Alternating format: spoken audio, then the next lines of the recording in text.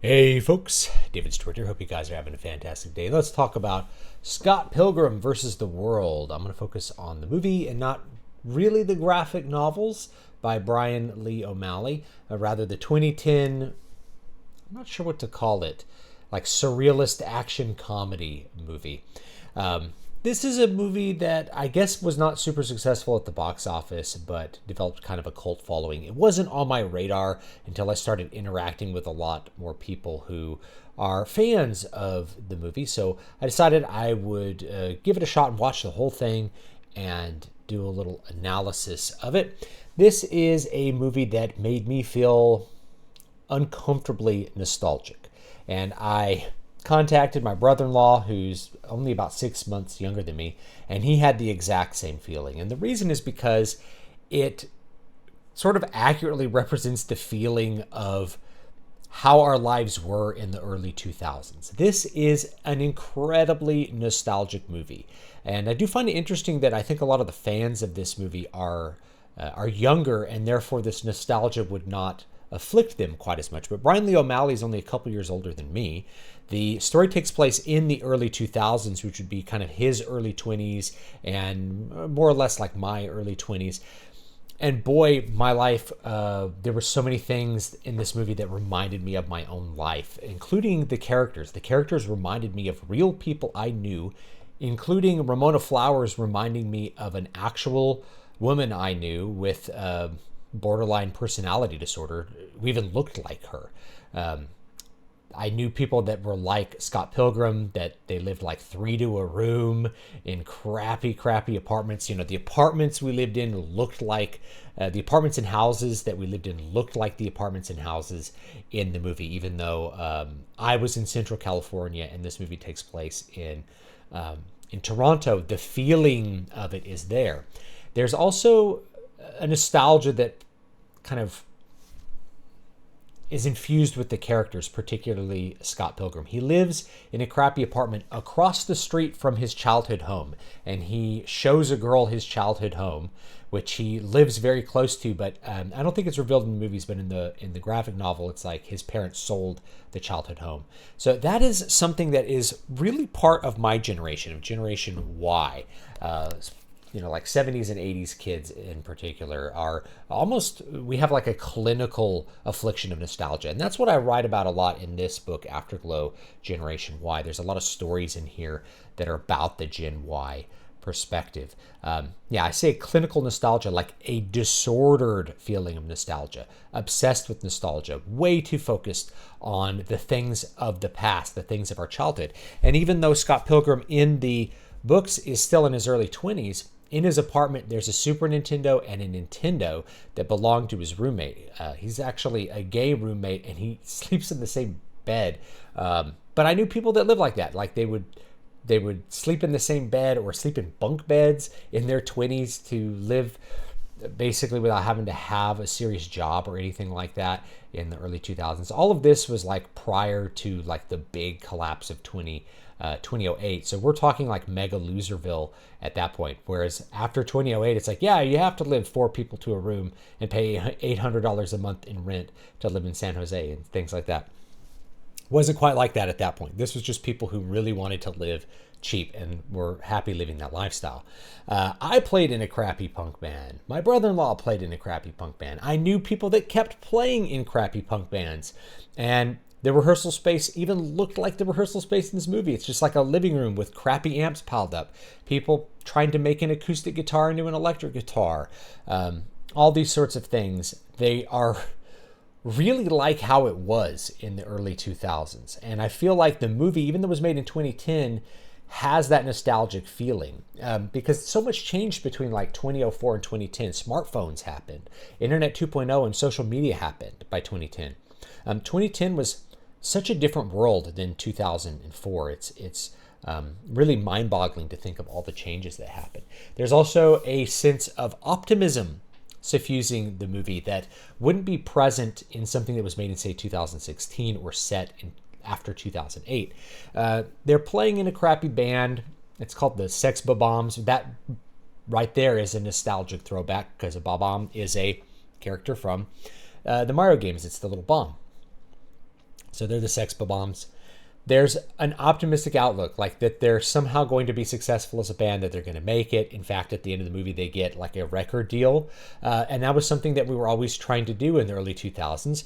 We didn't realize at the time that the music industry was in like free fall in the early 2000s. Napster actually killed the recording industry. And you can look at the record sales, they just kind of fall off a cliff after about the year 2000. The younger generations just stopped buying music. So it was actually a really, really rough time to be in the music business, and I was in the music business at that time.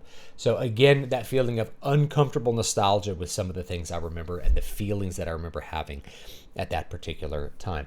That's, to me, what makes it very interesting, is I think it's actually a great piece of Gen Y nostalgia, though not one that made me feel good. And maybe not one that would make you feel good either, but would be indicative of the early 2000s. If you're looking for something that captures the way it felt to be a poor, broke 20-year-old playing in punk bands in the early 2000s, I think the movie really, really nails that. Now, as far as more technical considerations, there is a lot of things that I think the movie has going for it. It's a surrealist action comedy. There's a non-reality that pervades every scene and sometimes really comes to the forefront with these like anime-like fighting scenes. They're all done pretty well. It's all shot and edited really well. There's quite a few laughs to be had in the movie as well. A lot of little situational comedic things that kind of add up to being overall an entertaining movie. And I think the actors, there's really like an all-star cast, though a lot of them didn't become big names until after this, including like Brie Larson and Chris Evans. They really nail their parts, and they are pretty good with their timing, and the setups generally are funny. There's even some good jokes about like vegans and the vegan losing his power because he stopped being vegan. Veganism was like a trend in the early 2000s. A lot of the little 2000s era trends are there. People being vegans, even people being bisexual. I know that sounds weird, but Ramona Flowers, one of the main love focus of Scott Pilgrim, because there's like a love triangle there. She has this long train of exes, and she's clear to say exes, not ex-boyfriends, because one of them is in fact an ex-girlfriend. That sounds kind of weird that was a trend, but I knew like half the girls I knew during that time had engaged in some sort of same-sex relationship at some point by that time. Like they experimented with being in a relationship with women, like half, maybe more if I guess took the time to really know every little element of their past. But I had a friend that when I met her, she was in a same-sex relationship. That broke up. She never dated a woman again. She was exclusively heterosexual. I knew a girl that broke up with her boyfriend, ended up in a same-sex relationship, then became exclusively heterosexual after that.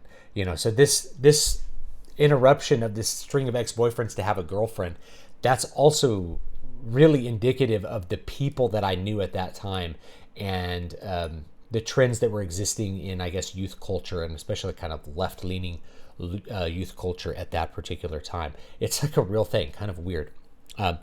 So that's kind of the technical format of the movie. Overall, the effects were good. Visually, it was good. It captured the feeling of Toronto, I think. They used real locations in Toronto, and it really captured the nostalgic feeling of the 2000s. So overall, I think the production was good. Now, the characters, again, they made me uncomfortable. I mentioned that, they reminded me of real people I knew.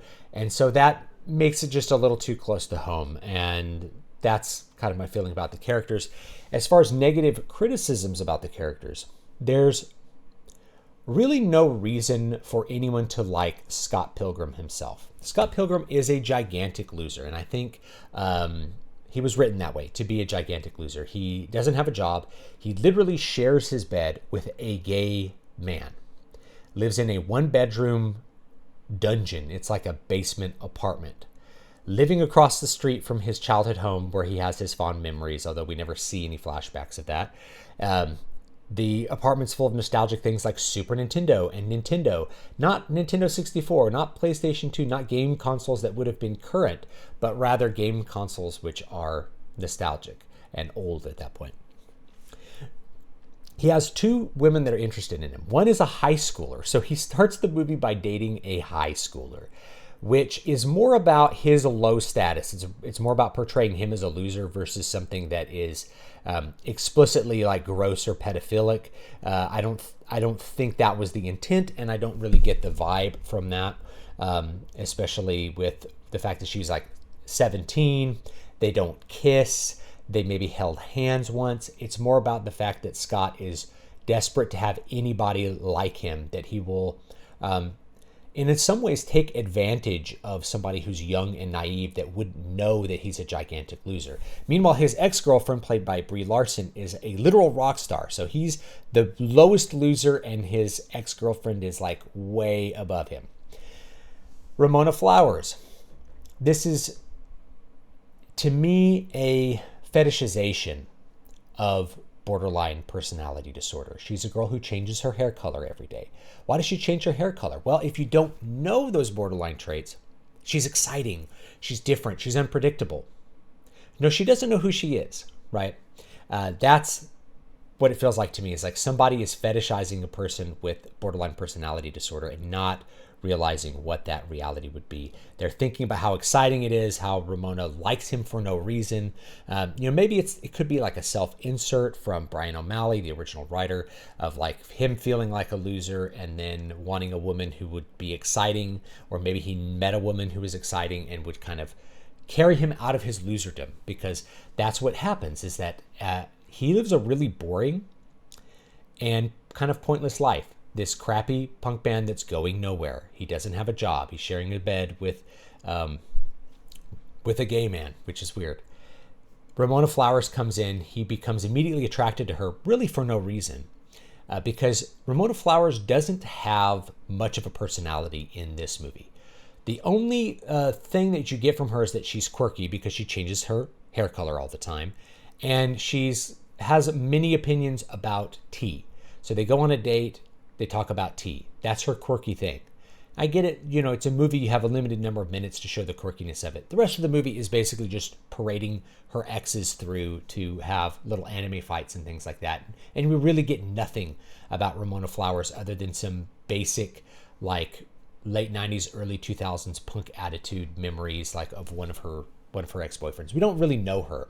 There's no reason for Scott to like her other than she's an exciting idea. She's the fetishization of the exciting manic pixie dream girl who's going to carry Scott away. But that's exactly what happens. His life goes from extremely boring to extremely exciting, where he's having anime fights with these different opponents. His band is playing Battle of the Bands. It's winning. There's exciting fights.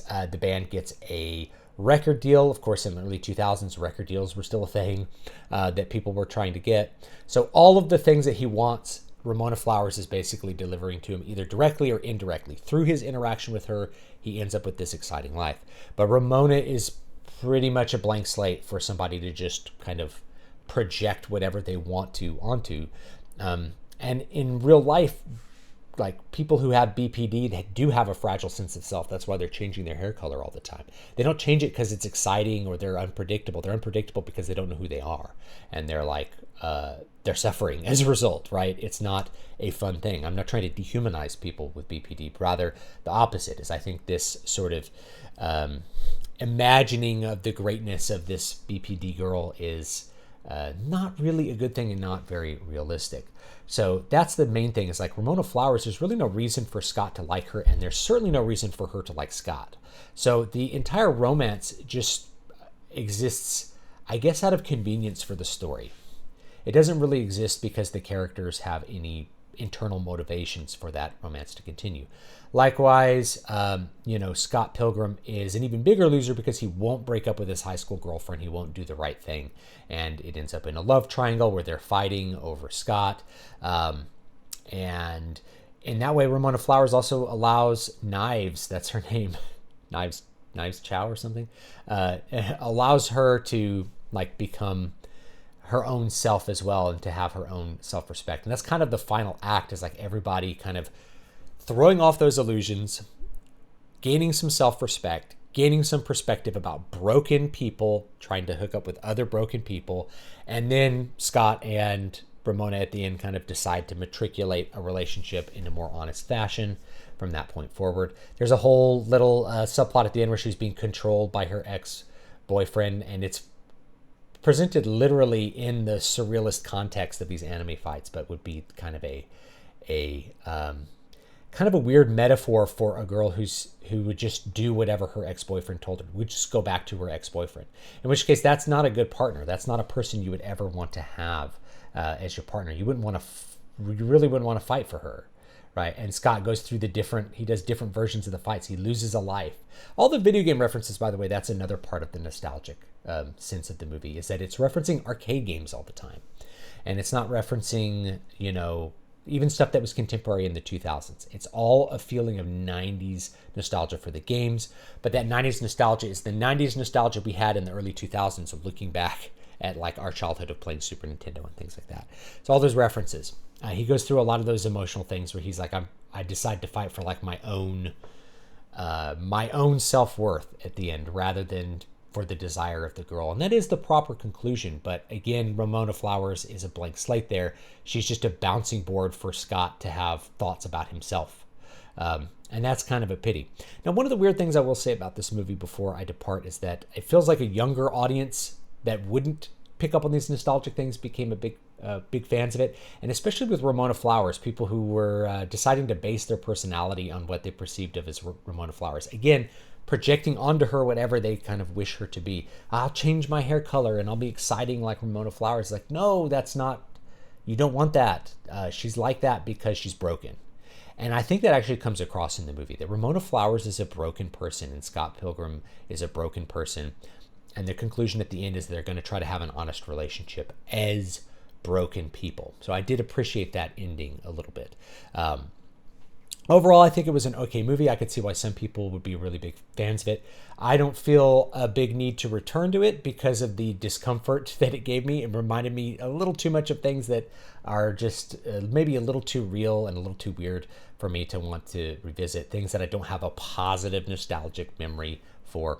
And, that has a lot to do with me, but I think it also has a lot to do with the fact that it is a piece of Gen Y. It's a Gen Y movie. Kind of weird that the younger people, the 90s millennials, are the people that ended up being big fans of the movie, maybe because they were teenagers when it came out.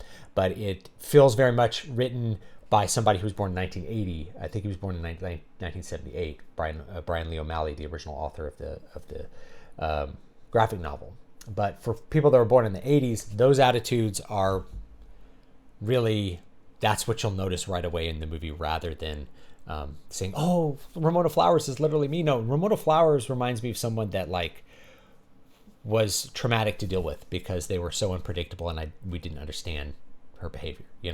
That's what it was like. So anyway, leave me your thoughts down below on Scott Pilgrim versus the World. Is this a movie? Is it a classic movie? Is it one you like? Is it one you don't like? Do you dislike it for sort of meta reasons? Like the wrong people like it for the wrong reasons. Like people want to be Ramona Flowers, or they fetishize like Scott Pilgrim being a loser. What are your opinions on it?